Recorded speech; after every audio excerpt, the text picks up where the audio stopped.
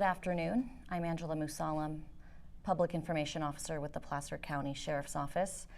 I'm joined by our local, state, and federal agencies today as we continue Search Day 7 for Kiely Rodni. To date, we've dedicated over 9,000 man-hours for the search for Kiely. We've ramped up our search for the weekend. Today we have over 200 search and rescuers, including searchers by air and searchers in the water. Our detectives and FBI agents continue to sort through and comb through over 1,000 leads that we've received up until today from the beginning of this search. Yesterday, there was a potential burial site that was located near the campground. It was located by a search and rescue ground team. Kiely's family was notified of the potential development. The FBI responded to secure the scene yesterday and was accompanied by the Placer and Nevada County Sheriff's Offices. FBI agents investigated the site through early this morning and recovered the remains of a dog. Let me be clear. We have one team, one mission, and one goal, and that is to find 16-year-old Kiely Rodni. We will not be holding a community meeting tonight. There's a concert, we understand, to support Kiely's family happening at the Truckee Regional Park from 1 to 4 p.m. We'd like to remind everybody we have set up multiple ways for people to anonymously contact the Sheriff's Office regarding tips. Some of those options are available here to my left. We have an online portal. We also have a tip line that you can call by phone. We also have a link tree that we set up for people who would like to submit any photos and any videos from that evening of the party. You will be able to submit them anonymously without using your name, number, or email address. So again, we still are urging people in the community who may still be hesitant. You know, you're not going to get in trouble. All we want to know is, where is Kiely? Where is her vehicle? We just want to find Kiely. Thank you. Angela, can you or the officers behind you confirm that her phone, Kiely's phone, the last ping was near the water?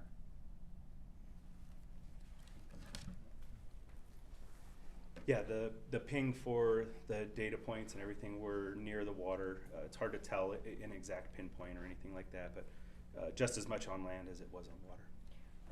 That's what I was told, is that it was near the water and searches took place near that vicinity. Are those going to continue?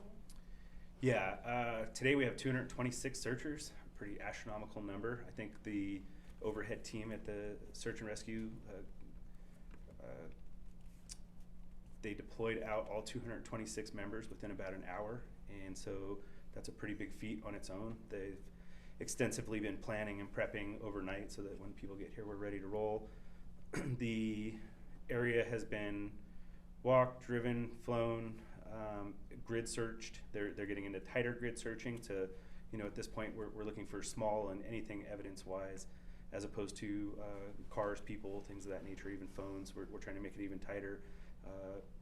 We had swimmers we announced the other day that actually did surface swimming, so we don't want to disturb the water even underneath, because that can cause its own problems, and divers have been deployed at this point as well to assist in the search, and it's been pretty thorough overall. But yeah, we continue to look for that item as well.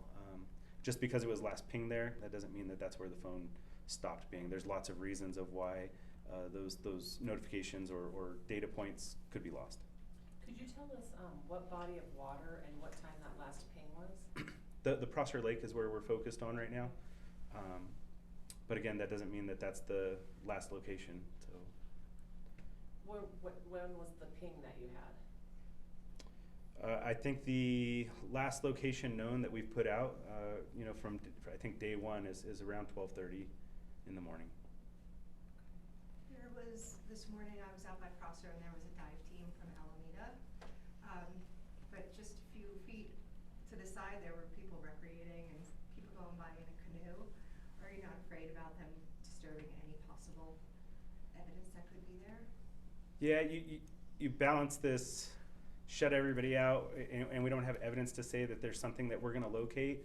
Are you better off having more eyes in the area or not? There's times where we have shut down areas. We closed off the boat ramp at one point in time to cover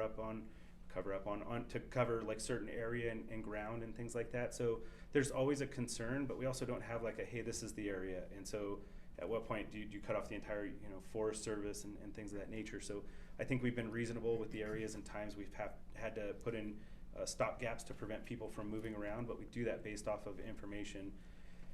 More people around gives us information, but they've been recreating throughout that lake since long before, and so it is tough. A diving operation like that is really almost like you're going into the water blind, and they're basically searching with hands, because once you start maneuvering the ground, it's like going through mud. So these are tough operations, and there is no right answer for everything, but that's always a concern. Everything Right. is. Do you know about how deep it is right now? Because the water level's so low, Yeah. below the natural level. The deepest point for Prosser that I was told was 57 feet. Thank you. Did you have divers out there today and swimmers today? Divers, yes, today. I don't know if they have swimmers out today. Swimmers was a precaution so that we could ensure, to clarify, because there's so many levels to this. We had boats, we had side sonars, which allow you to see things, certain types of fish finders, which can go lower down into the water. But at that point, we still hadn't touched the ground or anything like that. So swimmers on the surface allowed to use masks and see things without murking up the water, just to cover if there's something you could see. Because once you touch the ground, you could potentially have all that earth come back up over any kind of evidentiary item. So divers were the last case scenario in the attempt, because for the most part, you could go in over and over and over again, but potentially you get one shot at it. And so trying to use a phased approach that makes the most sense and gets us to where we want to be. And my apologies, I'm new to the area. How large is that lake?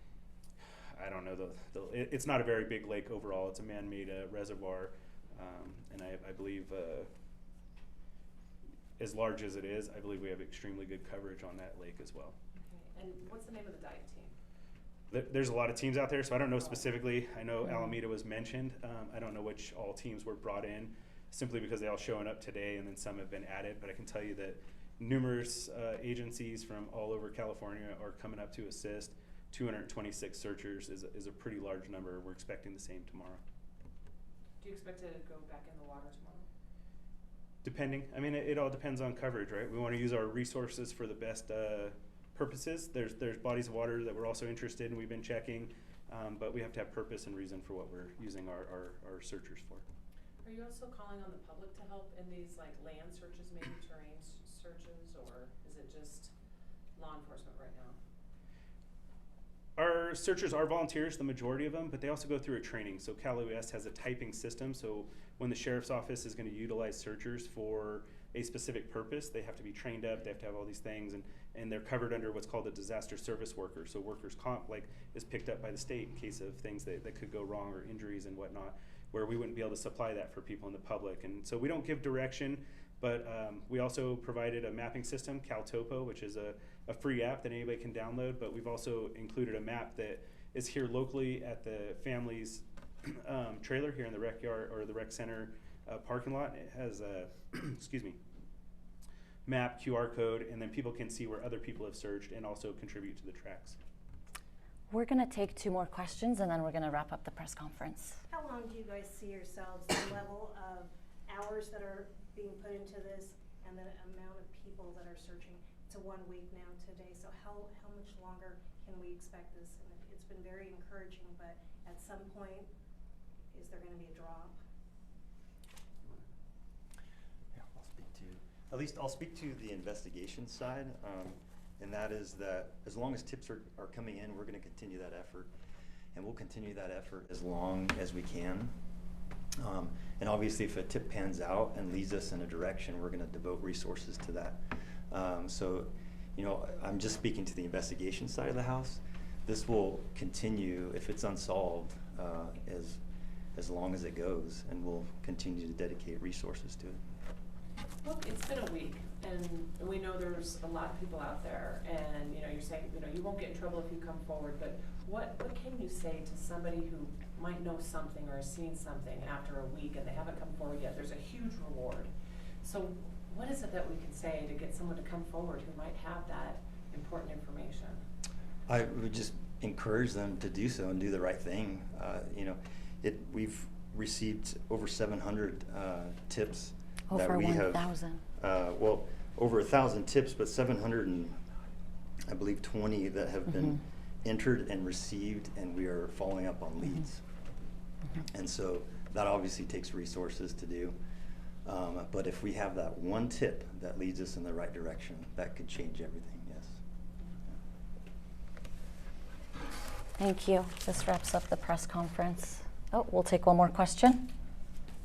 Oh, I just have one question regarding the Cal Topo. Captain Brown, the other day you had mentioned that you were trying to also put into place a way for people to upload like GPS coordinates of where they've been and that kind of thing. Is that in place yet? I believe that is in place, and I want to say that there was a mechanism designed and should be, I can follow up with it too and get back with you, but at the trailer, I believe we had members out there to give people some instruction. There was also a system set up so that we could take the tracks, download them. Marin County was helping us to process those and get them entered. So I believe The that's same app? It's through the same app, yeah. Great. So ultimately, somebody who used a GPS unit can save those tracks, and then those can be uploaded at a later time. It doesn't have to be done through like the live tracking that's being utilized. But I've looked at the map. There are people going out. They are using it, and I think that it's helpful in a big way. But people keep asking, should I go where those tracks are? Should I not? I don't know, because somebody could walk right by a car or a person and not even know it, and that happens lots of searches and lots of times. And so you know, there is no direction, because if I had somewhere, I would send, you know, teams. We have 226 people I would send to that location, but we don't. So we just encourage people that if they see something, let us know, and then we can help follow up and look at it. Don't touch things if you see something and you're concerned about it, but let us know. And to follow on what Lieutenant Barnhart said, the search and rescue, of course, is going to have to tailor back at some point in time. But our teams, even today, this morning, are building out plans that go well beyond any point of time and continually expand. And when that time does come, we'll work on plans of how do we continue to make sure we're up in the area and having a presence, because much like the investigative side, it never stops and never ends. And this is a highly recreated area, so I would just encourage people to keep their eyes out and keep looking around, and let us know if they see something. Even if it's small or little, we'll come take a look and see if it helps us piece things together. Thank you. Thanks. Thank you, everyone, again for being here. This concludes the press conference.